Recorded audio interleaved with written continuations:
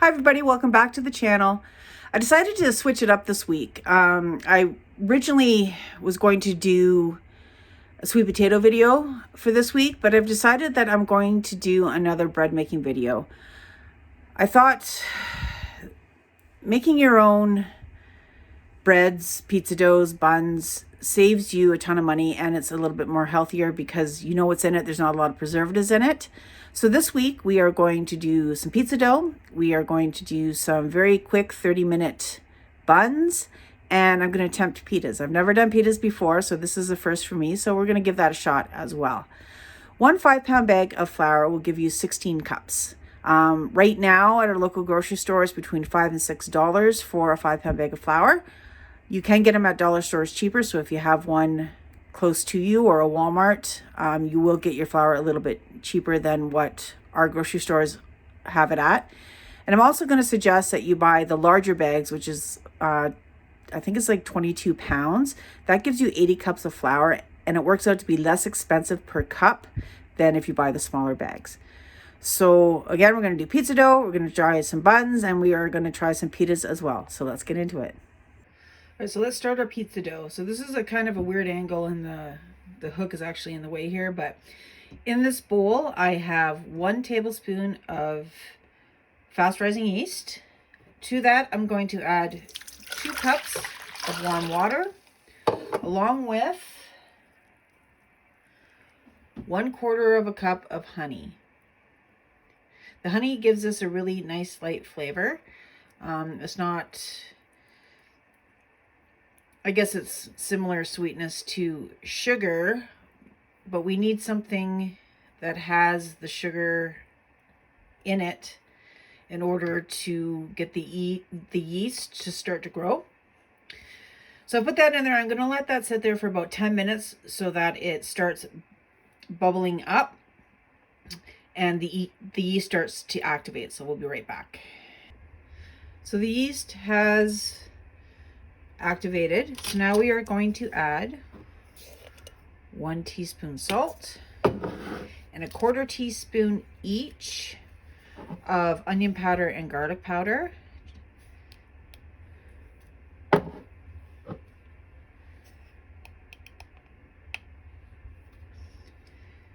Along with 5 cups of flour. So normally when I make pizza dough, I do have this machine on. However, it does get really loud. So I'm going to continue to add the flour as I mix it. Once all the flour is in, I'm going to let this run at a medium speed for about 7 minutes just to knead it all. You may need to add about 1/2 cup more flour if it's sticking to the sides of the bowl. So once that's all in and all ready to go, then I will be back. So you can definitely do this by hand as well. It will just be a little bit more difficult, I guess, because you do have to knead it for 7 minutes. So what I have done is I've oiled 2 bowls and I have split the dough into 2. So what I'm going to do now is top this with some saran wrap, and I'm going to leave it in a warm place for about 45 minutes to an hour or till they double in size. Then we can start making our pizzas. So here it is, ready to go. I am preheating my oven to 425. I have my pan prepped to put the pizza dough on. So I'm just going to put it on a lightly floured surface, just shape it out, top it with our pizza toppings, throw it in the oven for about 10 to 12 minutes, and then we have pizza for dinner. All right, fresh out of the oven. I actually had to put it in for, I think it was like 13 minutes.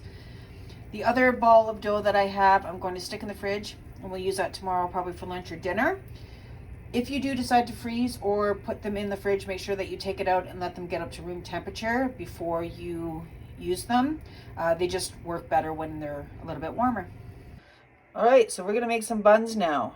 You can do this by hand as well. It's just I have the mixer, so it makes it easier and quicker for me to do it this way. But you can definitely make this and knead this all by hand. So in this bowl, I have 2 tablespoons of yeast, along with about 1/4 teaspoon of salt. I am going to add 1/4 cup of sugar, along with 1 cup of warm water and 1/3 cup of oil. The oil I use is just regular vegetable oil. You can use canola, vegetable, olive oil, whatever you want.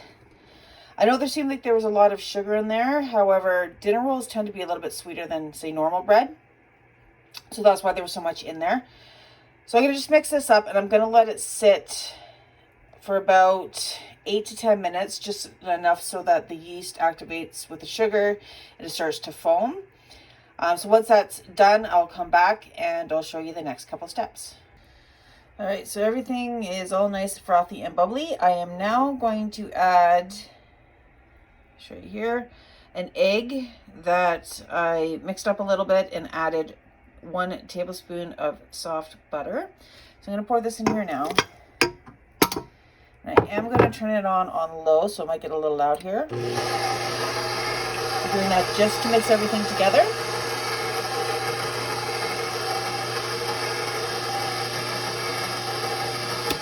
Okay, so I'm going to turn that back on in a second. And while that's on, I'm going to be adding 3 cups of flour, 1 cup at a time.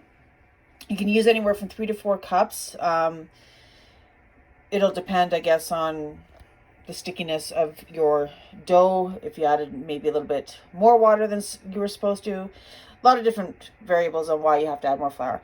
But use 3 to 4 cups of flour. While you're doing that, preheat your oven to 400 degrees. So that way, by the time everything is risen and ready to go, your oven is ready as well.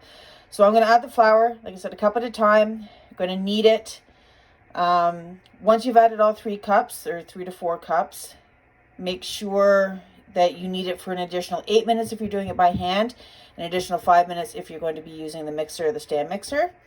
So I'll be back in a minute after everything is all incorporated, and we'll take a look at the dough before we let it rise. Dough is done. It's a nice soft texture, not too sticky. I ended up having to add maybe 1/3 cup more flour, if that. So what we're going to do now, I put this into this shape just because it's easier. We're going to cut it into 18 pieces or so.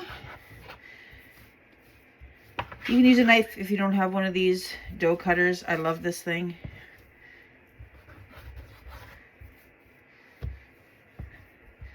So we're going to cut it up into 18 pieces. Then we're going to form them into balls, and we're going to put them into a greased pan. I'm using I think it's a 9x9.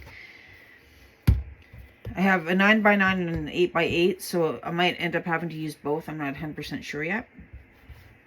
We will see.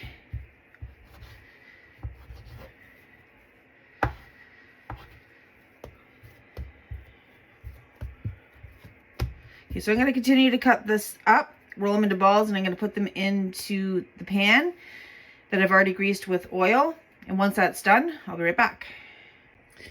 So here they are, all rolled up in the greased pan. I do have 3 left over, but I'm going to put these in a different pan to put in the oven. So once they're in there, we're going to cover that with, if you have parchment paper, great. Put the parchment paper on and then your kitchen towel. If not, that's fine too. Leave this in a warm space for at least 10 minutes. You can do it up to half an hour if you have the time as well. But we're trying to do these in 30 minutes, so 10 minutes will work fine. Once these have risen for 10 minutes, I will come back and I'll show you what to do before we throw them in the oven. Here they are after 10 minutes. They're nice and fluffy. I'm now going to brush them with some milk that I've kept out since I started, so it's room temperature milk. So you just have to brush that on the top. This will give them nice color when they're in the oven. After that is all done, you can throw them in the 400-degree oven for 8 to 12 minutes until they're cooked through and they're nice and golden on top. So I'm going to finish brushing the milk on top, throw them in the oven, and I will see you soon. And here they are out of the oven. I'm going to let them cool down a bit before I break into them. They're in for about 11 minutes. They're nice and brown on top, and when you tap them, it kind of sounds like they're hollow inside. So that usually means that they're cooked all the way through. So here they are all done. They're nice, light, and fluffy, cooked all the way through. So while you're making dinner, you can always throw a batch of these together as well. Quite simple, and I can't wait to try them out. They look like they're going to be pretty tasty. All right, so it's pita time. Like I said, I've never made these before, so this is going to be a first for me. That's okay, let's give it a shot. Right now in this bowl, I have 2 teaspoons of instant yeast along with 1 cup of lukewarm water. To that, I'm going to add half a teaspoon of sugar and half a cup of flour. So these pitas use about 3 cups of flour. You can either use all white or you can split it half and half with whole wheat if you'd like. So we're just going to whisk this together. And then we're just going to let it sit in a warm spot for about 15 minutes just to get the yeast activated. And then we'll start on the pitas. See you soon. So it's bubbled up. It's been about 15 minutes. To this, I am going to add 1 to 2 teaspoons of salt. So I'm going to add closer to 2 because I kind of like that flavor in bread. We're also going to add 2 teaspoons of extra virgin olive oil. I know there are a few people out there that don't like the flavor of EVOO. However, there are certain recipes that you kind of have to use it, and I believe that this one is it. So 2 tablespoons of that. I'm sure you could use vegetable oil, but it's not the same consistency or the same weight, I guess you can say. But it's up to you which one you want to use. I'm now going to slowly start adding flour. I'm going to add about 2 cups to this, and we'll see where we're at after that. I'm just going to add it half a cup at a time and mix it around a bit. All right, so while I continue to add the remaining flour, I'm just going to turn the video off, and I'll be back just before we need to pour this out of the bowl and knead it by hand. All right, so I've added the flour. I'm just going to knead this a bit by hand, just to get all the pieces off the side here. Okay, it's going to be pretty shaggy and a little bit wet. All right, so I'm just going to move this out of the way. I'm going to dust this surface with some flour. And I'm going to pour this out onto it. All right, so I'm going to knead this for about a minute. And then we're going to let it rest. We're just going to cover it here on the counter with a cloth. We're going to let it rest for 10 minutes. So I'm just making it smooth right now. It's a little bit lumpy still, I guess you can say. So we are just going to smooth it out, form it into a ball.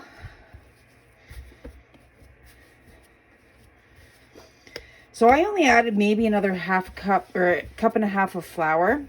And I did keep half a cup aside as well. So that's what I'm using to dust this with. So add as much flour as you think that you need to make it like a little bit sticky, a little bit shaggy, but not too sticky that it sticks to everything. Because right now this is starting to stick to things. So just add a tiny bit more flour on top. Keep kneading a little.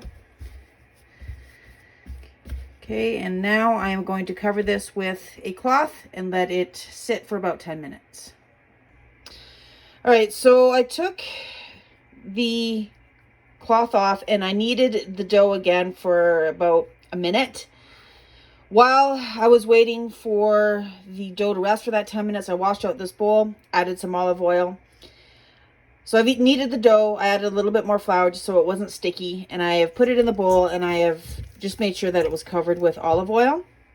I'm now going to cover this bowl with saran wrap and put the kitchen towel back on it, and we're going to let it rise for an hour.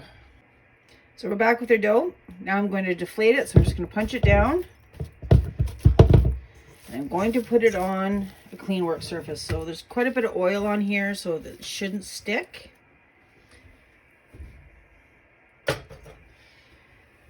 Okay, so now I'm going to cut this into 7 to 8 equal pieces. Then I'm going to cover it and let it rest for 10 minutes. So let's get this cut.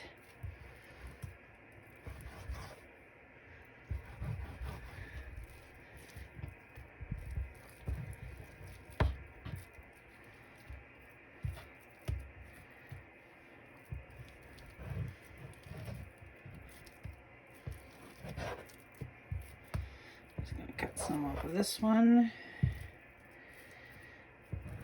All right, so I got 7 pieces out of this. I'm just going to form them all into balls, put them all in the same spot. And I'm going to cover this again and let it rest for 10 minutes. I have my oven heated to 475 degrees, and in the oven I have a sheet pan. So you're only going to be able to probably do 2 at a time. So we're going to roll these out. I have floured my rolling pin, and I put a little bit of flour on the counter as well. So when you're rolling, you're going to have to keep kind of moving it around so it goes into a roundish shape.